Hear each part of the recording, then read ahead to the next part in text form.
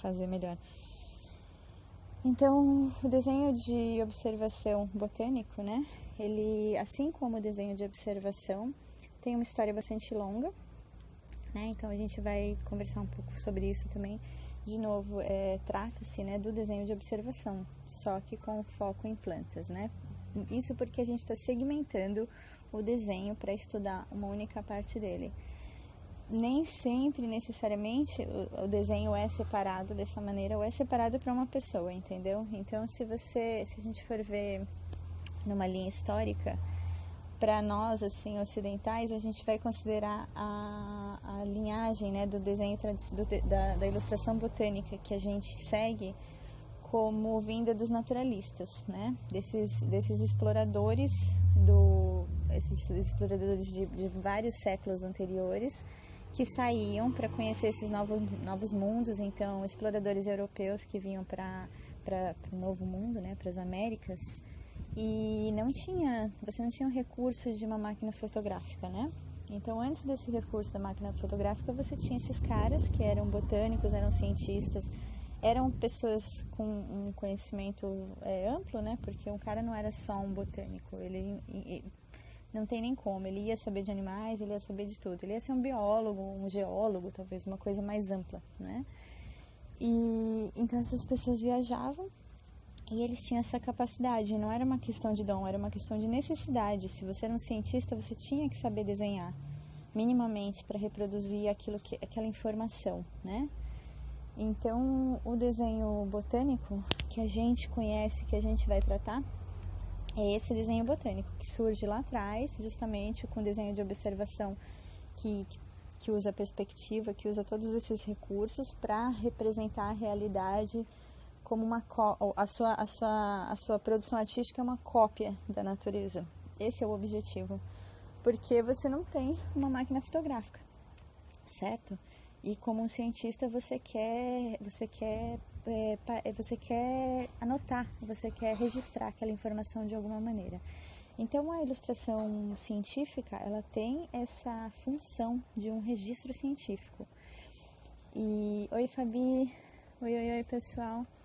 Então assim, a rigor, assim, a ilustração botânica é muito rigorosa, sempre foi e continua sendo nos dias de hoje, porque ela tem essa função. Antes de ser uma obra de arte, antes de ser o artista se expressando de alguma maneira, não tem isso, entendeu? É o uso da sua habilidade artística para fazer um registro científico, é um caminho completamente inverso. Então, existe, assim, até... Mas, se eu disser isso, talvez alguém vai ter uma objeção, assim, eu teria, de que nesse tipo de arte, por exemplo, você não tem tanto espaço para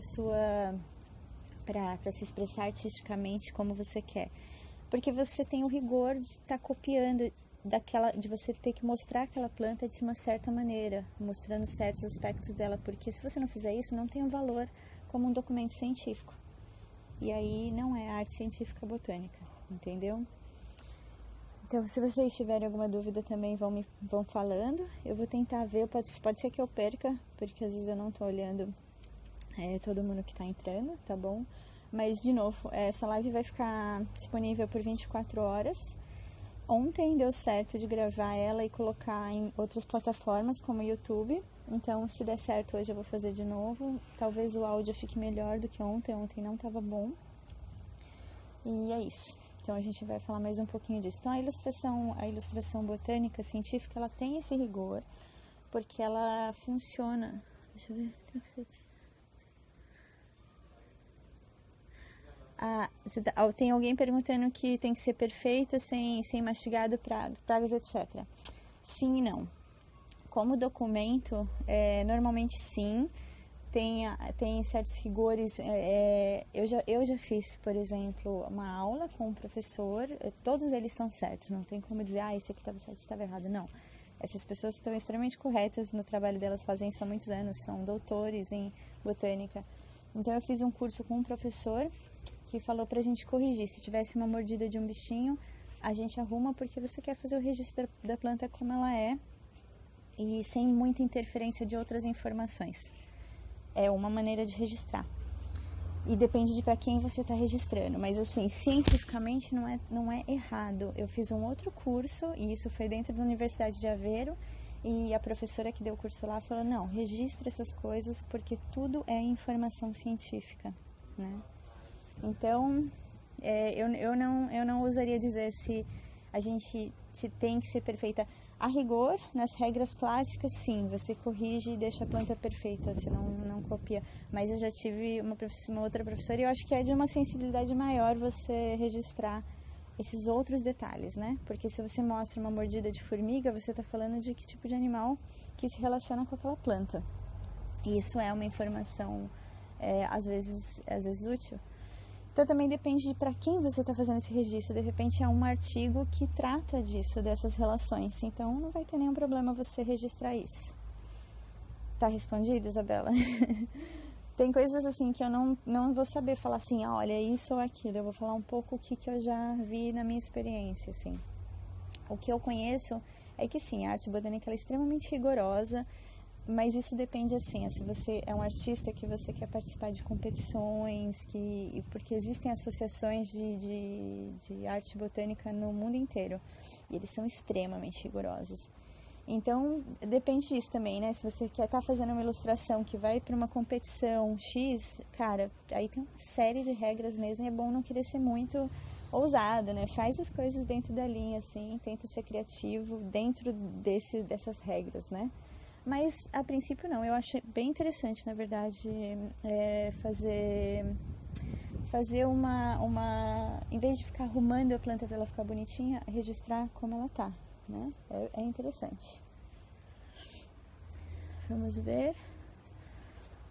Olá, acho que Marcos entrou.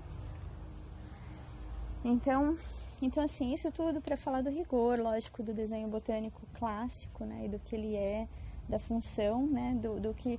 E daí também tem a pergunta, né? Bom, mas esses caras não tinham máquina fotográfica. E a gente tem. Qual que é o valor? Qual que é a necessidade do desenho botânico hoje?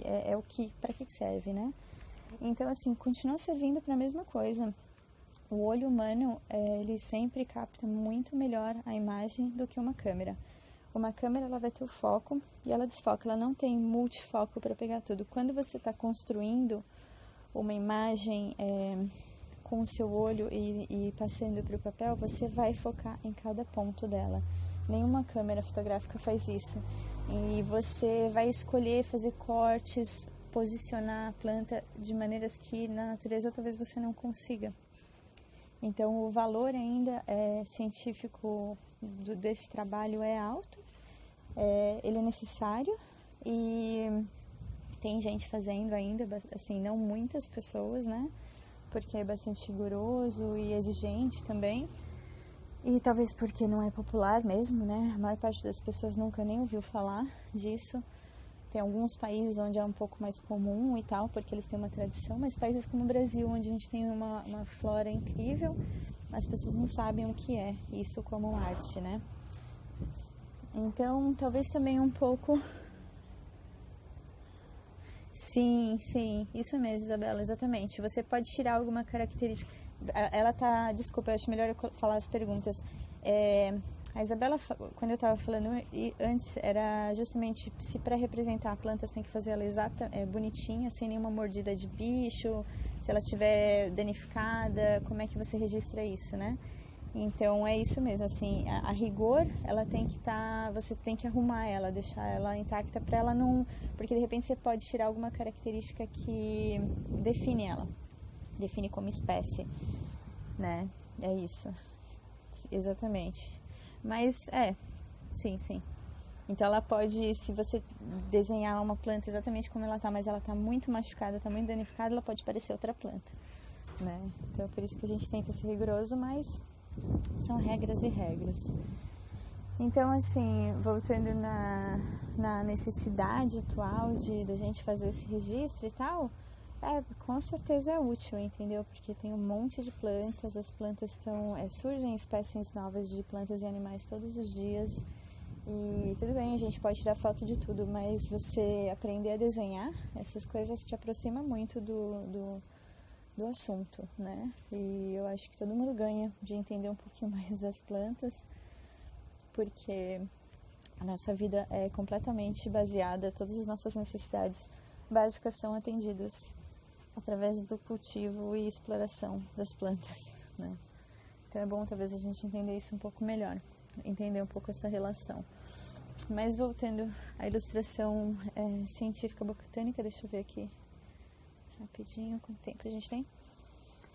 Voltando aqui para a ilustração botânica, então é uma arte sim rigorosa, tem as razões de ser, mas a gente não precisa levar tão a ferro e a fogo, entendeu? Então eu acho que, por exemplo, nesse workshop que eu vou dar, eu vou tentar pegar coisas úteis, coisas que vocês, técnicas que vão ajudar qualquer pessoa que quer desenhar uma plantinha ter um método mais fácil de fazer isso, entendeu? E tem vários caminhos que te ajudam a olhar para a planta e conseguir entendê-la melhor e conseguir traduzir isso numa imagem. Então, eu vou, no workshop a gente vai ficar por aí, apesar de, como eu estou dizendo, a arte botânica é extremamente rigorosa, mas a gente não vai por esse viés. Eu só gastei meu tempo falando um pouco disso porque eu acho que é importante a gente entender o trabalho que está por trás de uma ilustração científica.